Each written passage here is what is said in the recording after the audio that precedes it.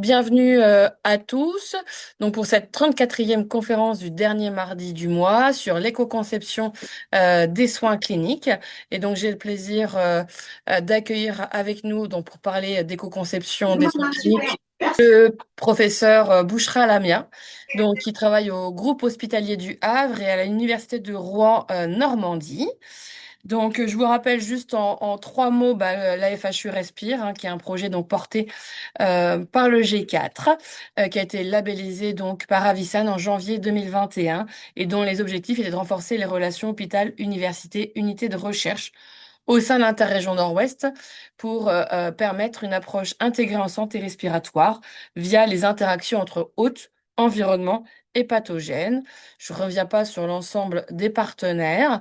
Les conférences du dernier mardi du mois, elles ont pour objectif de parler d'un sujet, d'un projet, d'une avancée, d'un outil, d'une technologie. Elles peuvent être grand public ou réservées aux professionnels de santé. Et l'idée, entre 13 et 14 heures, pour qu'à 14 heures, chacun puisse vaquer à ses occupations. Lorsqu'il y a des vacances scolaires, eh bien, on décale au mardi précédent les vacances scolaires. Donc, l'événement sera rediffusé en replay sur YouTube. Donc, vous avez ici donc le programme 2025. Donc, on a aujourd'hui la dernière conférence avant l'été. On reprendra le 30 septembre 2025 avec Sabine Ben-Samoun le 30 septembre, on n'a pas encore son titre définitif. Et le 14 octobre, donc c'est plus tôt que d'habitude puisqu'il y a les vacances scolaires avec Isabella Anesi Maessano sur lien entre pollen et pollution au travers de l'allergie aux polluants. Et la dernière n'aura pas lieu puisqu'elle tombe en plein dans notre journée scientifique de la FHU Respire. Mais le programme 2026 est ouvert, donc n'hésitez pas si vous avez des idées de sujets, de personnes qui pourraient intervenir. C'est soit des membres de la FHU, soit des extérieurs, donc il faut vraiment pas hésiter. Et je fais un tout petit focus avant de laisser la parole à Bouchra sur les dernières news de la FHU. Je vous rappelle que la campagne de labellisation devrait commencer en 2026 pour la période 2027-2031. Et si on veut pouvoir continuer la FHU Respire un an de plus, il faut avoir une bonne évaluation finale de la FHU. Et cette évaluation a été avancée à début septembre. Donc, on vous remercie par avance de bien compléter le Claude pour qu'on ait une évolution favorable et donc de mettre à jour vos données avant le 4 juillet. Et puis, un petit pub, n'hésitez pas, les liens pour le replay de la 5e journée sont disponibles. Et vous pourrez comme ça regarder ce que vous n'avez éventuellement pas pu écouter ou réécouter. Et puis, rendez-vous pour une rencontre tous ensemble à Ailly-sur-Noix, au Moulin des Écrevisses, pour notre 5e journée scientifique. Et je m'arrête là pour laisser la parole donc à Bouchra. Je te laisse donc partager ton écran, Bouchra. Donc aujourd'hui, je vais vous traiter l'éco-conception des soins. Donc vous allez bientôt avoir le support PowerPoint. Et donc pour vous rappeler, alors en guise, donc j'avais en première diapositive, j'avais mis mes liens d'intérêt. Et donc en guise d'introduction, donc je voulais rappeler à tous que le système de santé français, c'était environ 8% de l'empreinte carbone de la France. Et 8% de l'empreinte carbone de la France, c'est près de 50 millions de tonnes équivalent CO2. L'impact de l'offre de soins, c'est 45% de ces 50 millions de tonnes. Donc ça, c'est l'offre. Donc il y a 8%, c'est le système de santé. L'offre de soins, c'est 45%. Et donc de ces 50 millions de tonnes. Et les médicaments et les dispositifs médicaux, ils vont engendrer 55% restants. C'est Donc tout ça pour dire que médicaments et dispositifs médicaux, c'est quand même la majorité. Le secteur sanitaire doit donc faire part ça part dans la nécessaire baisse des émissions de gaz à effet de serre de 5% par an jusqu'en 2050, puisque normalement l'engagement national français, c'est de passer sous la barre des 1,5% supplémentaires. Donc vous voyez que nous, d'ici 2050, on devrait réduire Il notre faut que j'arrive là-dessus. production d'équivalent CO2 d'au moins 5% par an pour qu'on soit dans les objectifs de ces 1,5%.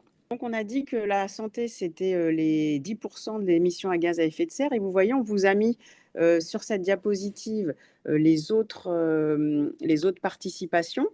Et quand on dit gaz à effet de serre, c'est en particulier le dioxyde de carbone, avec la combustion des énergies fossiles. Il y a aussi l'agriculture, il y a aussi les élevages de bovins.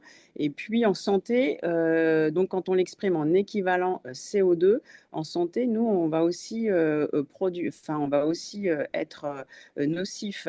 On va aussi être nocif en raison de l'utilisation d'HFC, donc l'hydrofluorocarbure. Et donc, je vous en reparlerai après, c'est notamment avec les systèmes d'inhalation. Le secteur sanitaire, 8%. Et si on fait la répartition, donc dans le secteur sanitaire, il faut prendre en considération tout ce qui est le transport, l'alimentation, l'électricité. Donc les médicaments, c'est majoritaire, et les dispositifs médicaux, comme vous le voyez sur cette diapositive. Dans la répartition au niveau de la santé, il faut aussi avoir en mémoire qu'en fonction des structures de soins, l'implication n'est pas la même.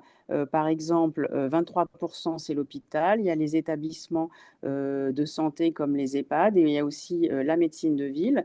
Et quand on refera dans les diapositives suivantes un focus sur les inhalateurs, puisque en ce moment, c'est une préoccupation des autorités de santé, même si les inhalateurs, ce n'est que 0,03% des émissions de gaz à effet de serre. Mais quand on se dit qu'il faut réduire de 5% par an d'ici 2050, c'est quand même un effet important.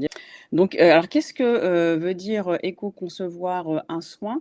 Donc, c'est une source de l'ARS Normandie. Donc, c'est réaliser un soin qui a un moindre impact sur les plans sanitaires, économiques, social et environnemental à court et moyen terme, sans pour autant nuire à la qualité des soins. Et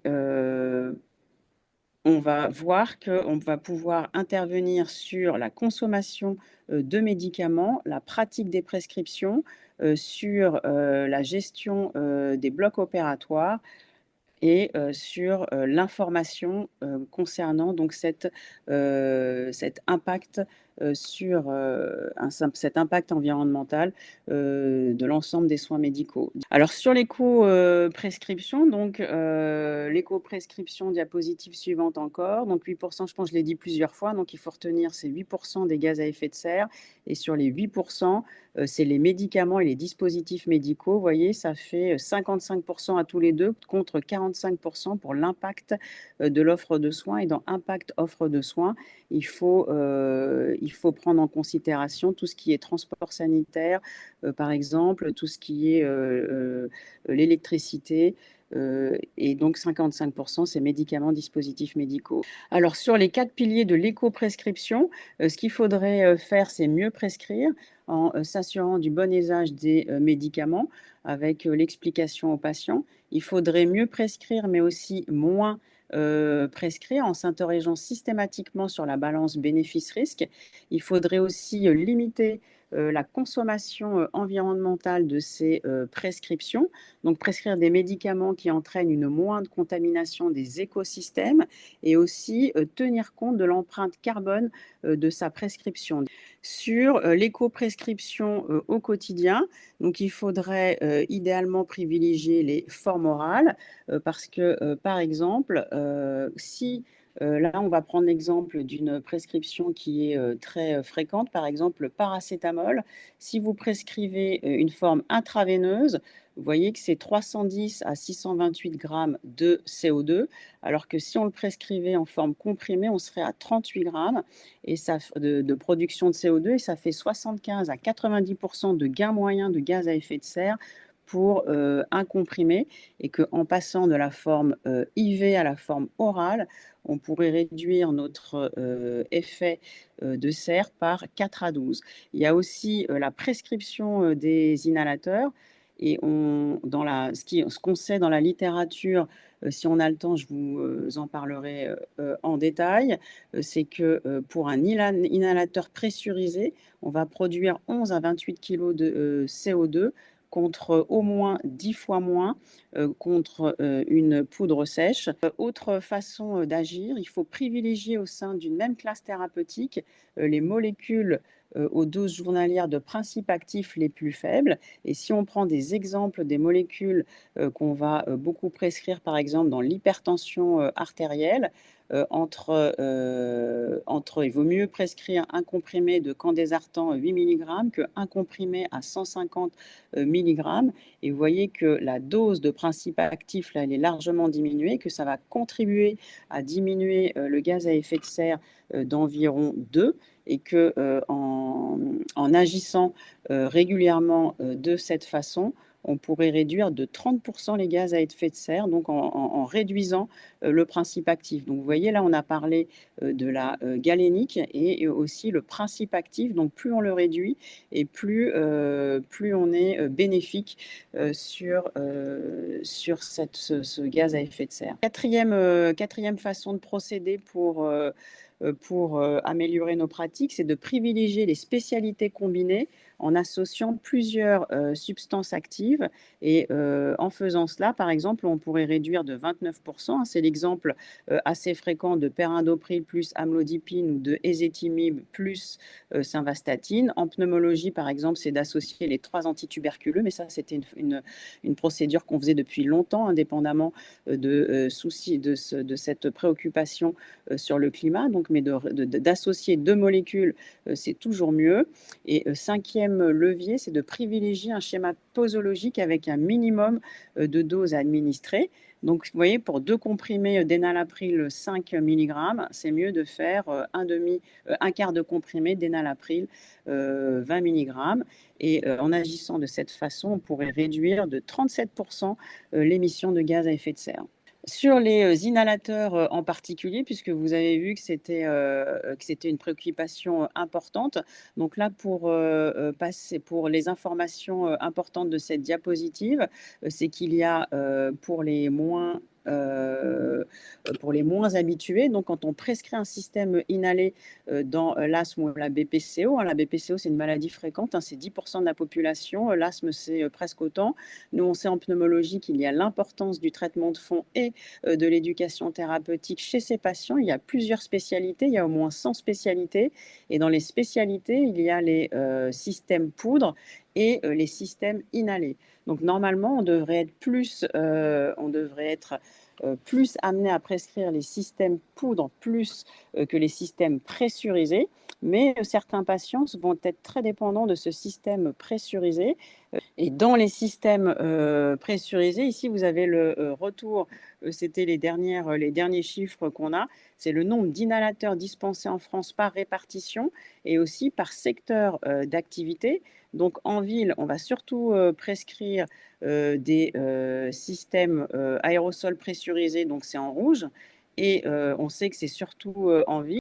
Et l'empreinte carbone qui est en lien avec ces systèmes inhalés, donc c'est surtout le système pressurisé, exemple la ventoline, et le gaz propulseur qui est le plus impliqué dans l'émission des gaz à effet de serre, c'est celui qu'on appelle l'HFA 134.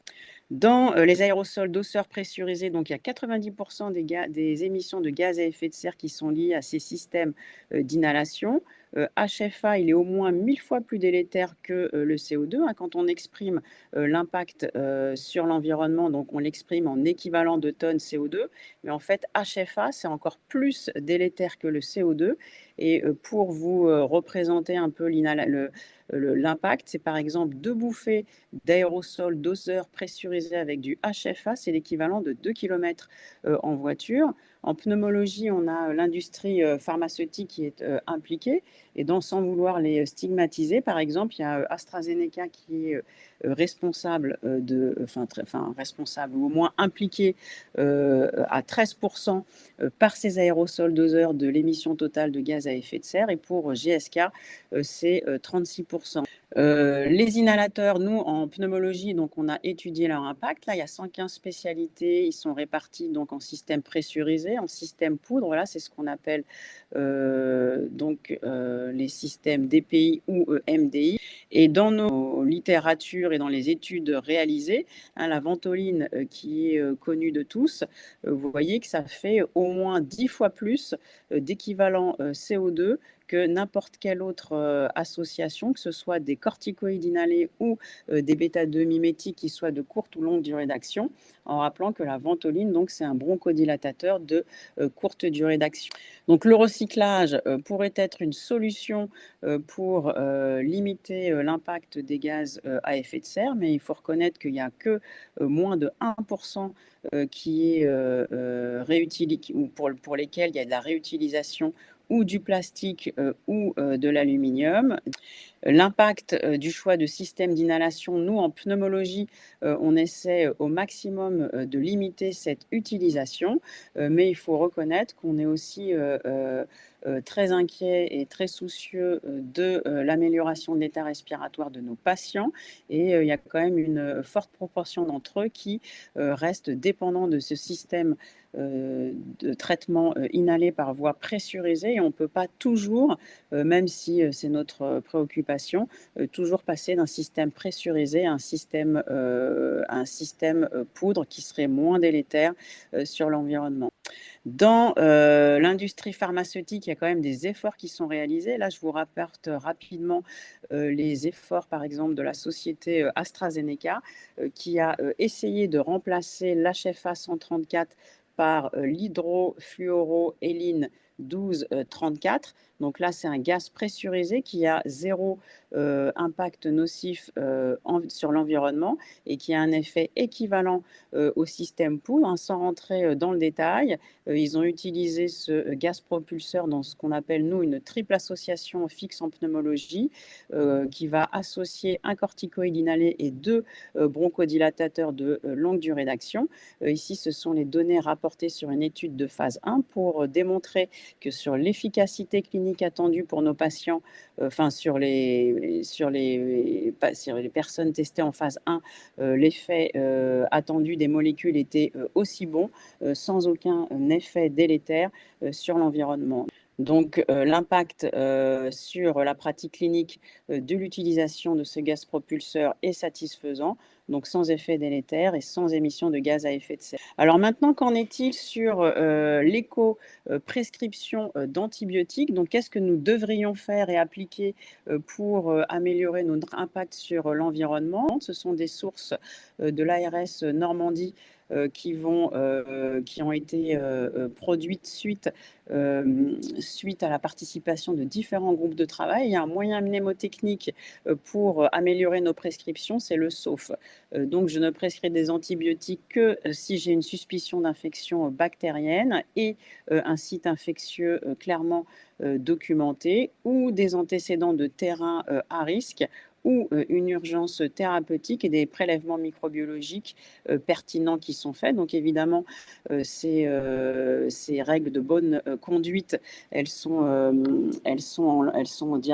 sont très en lien avec les sociétés de recommandations savantes pour l'application des antibiotiques, mais il y a de rapporter suite à ces groupes de travail des conduites de bonnes pratiques pour limiter nos prescriptions. Alors, éco-prescrire des antibiotiques, donc il y a quelques exemples. Donc, toujours comme pour les médicaments, en général, on va favoriser la forme orale. Donc, il faut favoriser la forme orale plutôt que la forme parentérale en cas de bonne biodisponibilité pour limiter les émissions liées à la production des dispositifs médicaux et des déchets résultants. Donc, exemple ici, donc par exemple, l'empreinte carbone pour 500 mg de lévofloxacine, c'est 151 g de CO2 pour un comprimé. contre 1940 grammes de CO2 pour la voie intraveineuse. Et vous voyez que si on a le bon réflexe à chaque fois PEROS-IV, on peut réduire notre impact carbone on peut le diviser par 13. Donc, il faut privilégier aussi un schéma posologique avec un minimum de doses à administrer. Donc là, autre exemple, c'est 2 flacons de céfotaxime 1 gramme. On peut le remplacer par un flacon de céfotaxime 2 grammes. Autre exemple sur l'amoxicilline, 2 grammes d'amox, c'est toujours mieux de faire un comprimé de 1 gramme.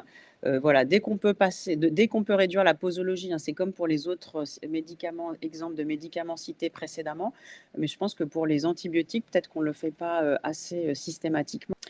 Maintenant, qu'en est-il pour le bloc opératoire? Donc, on sait que dans l'impact carbone, donc, il y a les médicaments beaucoup, il y a les dispositifs médicaux et il y a toutes les procédures de bloc opératoire. Et si on voulait donner un exemple percutant, vous voyez qu'une opération chirurgicale, elle génère en moyenne 27 kilos de déchets. C'est l'équivalent de la quantité produite pour une famille de 4 personnes en une semaine.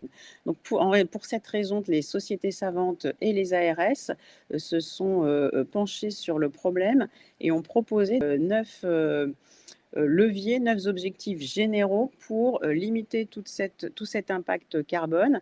Et sur ces 9 objectifs généraux, il y a le focus sur les agents anesthésiques inhalés, sur la réduction du gaspillage, sur la réduction des déchets d'activité de soins à risque infectieux, sur la nécessité de recycler les déchets non dangereux, sur la réduction de la consommation énergétique, sur la stratégie d'achat durable, le parcours de patient, les dispositifs médicaux et chirurgicaux et aussi sur la formation et la sensibilisation des équipes.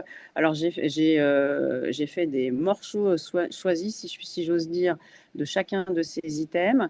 Et donc, je vais vous montrer des exemples. Sur les agents anesthésiques, donc, je vous ai repris les tables les plus importantes. Vous voyez, on peut supprimer l'utilisation du protoxyde d'azote lors de l'anesthésie générale et pour éviter le risque de fuite aussi au niveau des tuyaux. Vous voyez, pour chaque procédure proposée, il y a une action, les pilotes et les indicateurs de suivi. Autre exemple, plus possible, faire de l'anesthésie locale quand on pourra plutôt que de faire de l'anesthésie générale. Sur la réduction du gaspillage, on peut par exemple préparer systématiquement du propofol ne pas préparer systématiquement, mais et aussi favoriser les seringues pré-remplies, adapter les utilisations de médicaments thermosensibles. C'est l'exemple de la cellocurine. Les personnes impliquées, c'est la pharmacie, les médecins, les infirmiers anesthésistes. Et à chaque fois, il y a un indicateur de suivi. Et dans cet exemple, par exemple, c'est de colliger le nombre d'ampoules utilisées ou alors d'anticiper le nombre d'ampoules nécessaires. Pour l'optimisation du tri des déchets d'activité de soins, l'ARS Normandie a proposé aussi via l'ASFAR de créer de nouvelles filières. Exemple, avoir des collecteurs pour les objets performants à capacité adaptée, utiliser plus de recyclage.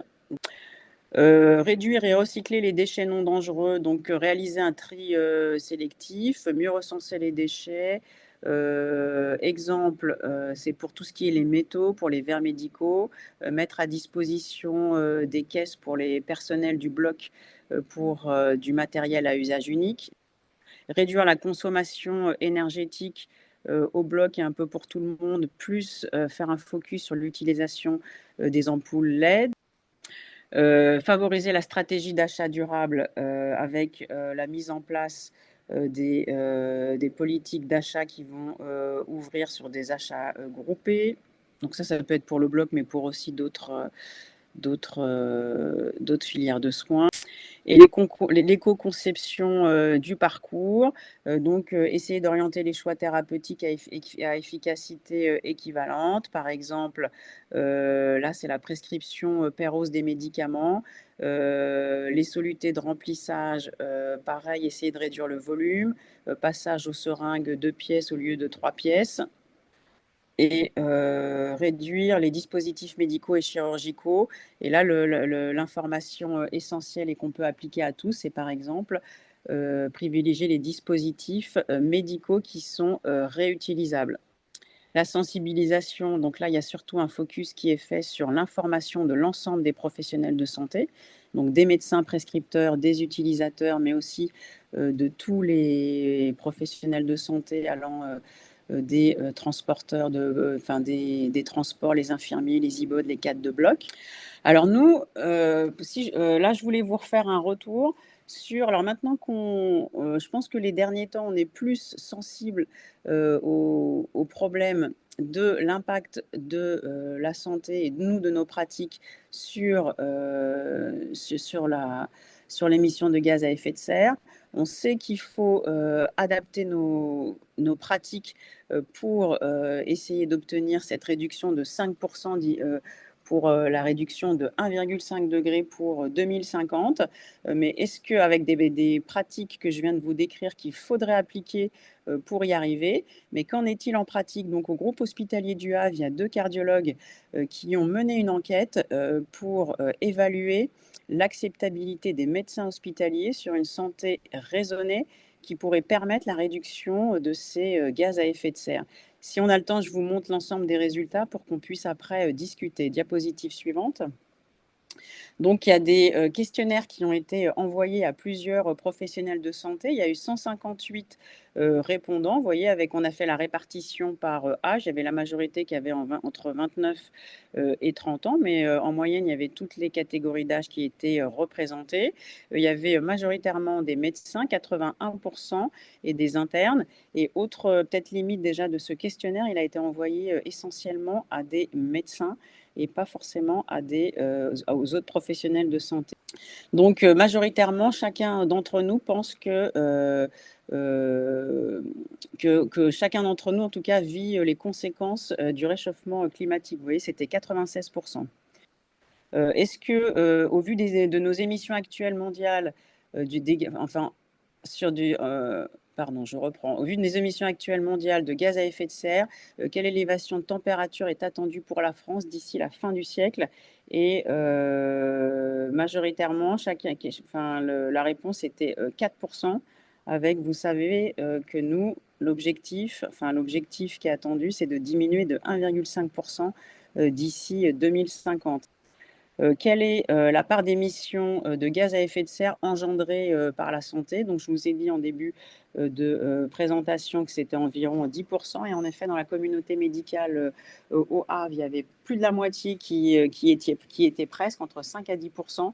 Il y a 24% qui pensaient que c'était 10 à 15%. Si on veut retenir un chiffre rond, il faut retenir 10%, je dirais. C'est entre 8 à 10% selon la littérature. Il faut aussi retenir que plus de 50%, c'est les médicaments et les dispositifs médicaux. Donc, quelle est votre évaluation du lien qui pourrait exister entre réchauffement climatique et la santé? Et donc, il y avait entre 70 à 84% qui pensaient que le réchauffement climatique pourrait être la conséquence de l'apparition de maladies sur le territoire français auxquelles nous n'étions pas exposés jusque-là, et qu'il y avait une large majorité qui pensait que le réchauffement climatique allait avoir des conséquences sur sa propre santé et qu'il allait affecter les générations futures. Le domaine le plus émetteur dans notre système de soins, vous voyez qu'il y avait 47% qui était la consommation de médicaments, donc ils n'étaient pas loin, mais donc c'est effectivement la vérité, il faut retenir 50-55%, mais il ne faut pas oublier qu'il y a tous les transports en ambulance, donc il faut essayer de les limiter. Il y a toute l'alimentation, il y a la gestion des déchets et il y a l'utilisation de l'énergie en général dans la pratique de la santé, donc que ce soit à l'hôpital ou ailleurs. Dans l'objectif de réduire nos émissions de gaz à effet de serre liées à la santé, quelles sont les propositions qui vous paraissent les plus acceptables? Et la plupart avaient répondu que c'était de limiter le recours au transport de personnes individuelles, ou alors d'essayer de plus en plus de converger vers des éco-soins tels que je vous l'ai décrit précédemment, même si au cours de ce même questionnaire, il y avait une large majorité des médecins qui avouaient ne pas du tout appliquer ces recommandations.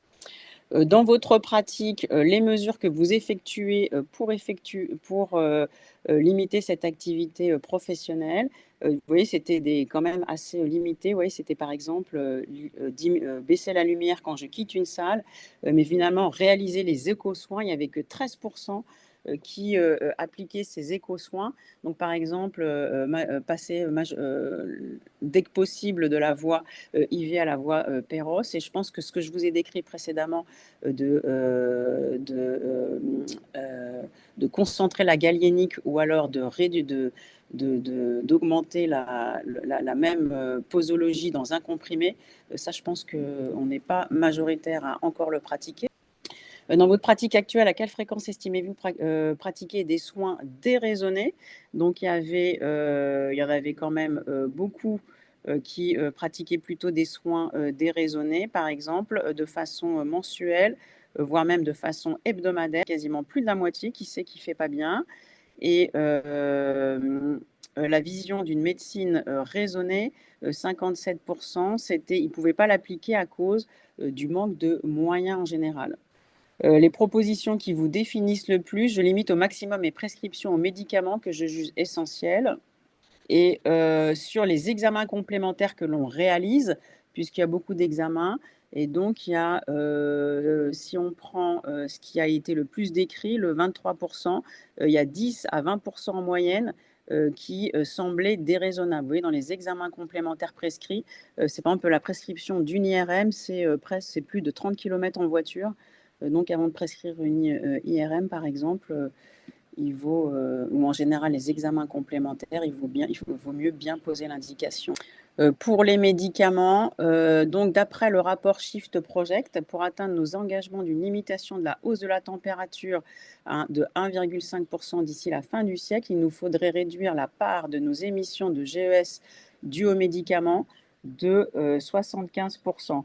Donc, c'était la question qui avait été posée. Vous voyez qu'il y avait la majorité de ceux qui ont été interrogés qui pensaient qu'il était raisonnable d'interrompre la consommation des 25% de médicaments jugés comme étant les moins utiles par la communauté scientifique. Donc, une majorité qui était favorable à une réduction de la prescription de médicaments. Quand on a posé la question sur les dispositifs médicaux, il y a plus de 26%, enfin il y a 25% qui étaient favorables à une réduction de 20% de cette utilisation des dispositifs médicaux qui n'étaient pas jugés nécessaires. Donc, ce qu'on peut dire, c'est que le corps médical, c'était de notre GHT, mais en général, il est sensibilisé aux risques et aux conséquences du réchauffement climatique. Il me semble qu'on le dit de plus en plus et que chacun est sensible. Sur les chiffres, on le diffuse de plus en plus, donc je pense que c'est assez diffusé maintenant que la santé, c'est 10%, que c'est majoritairement les médicaments et les dispositifs médicaux, que les prescripteurs expriment leur sentiment de prescrire régulièrement des soins ou examens complémentaires déraisonnés malgré tout, et que ces mêmes prescripteurs, ils souhaitent pouvoir réduire cette surprescription, mais ils se sentent quand même contraints de toujours devoir surconsommer à cause probablement de la demande et peut-être encore pas assez de sensibilisation. Donc, ce qu'on devrait faire, c'est que quand même, il reste nécessaire de rappeler les enjeux qui existent entre le climat et la santé et de communiquer plus que ce qu'on le fait actuellement sur ce problème. Il est important de guider le corps médical sur les sources principales d'émissions de gaz à effet de serre et de transmettre des moyens réalisables de les réduire en se concentrant prioritairement sur les sources les plus émettrices, apprendre à lutter contre les prescriptions déraisonnées et que les médecins et les professionnels de santé que nous sommes ont un rôle majeur dans la réussite de la transition écologique en santé et que nous tous, on devrait plus travailler pour diminuer de 5% progressivement pour contribuer à cette réduction de 1,5 degré d'ici 2050. Merci à tous. Merci Bouchra.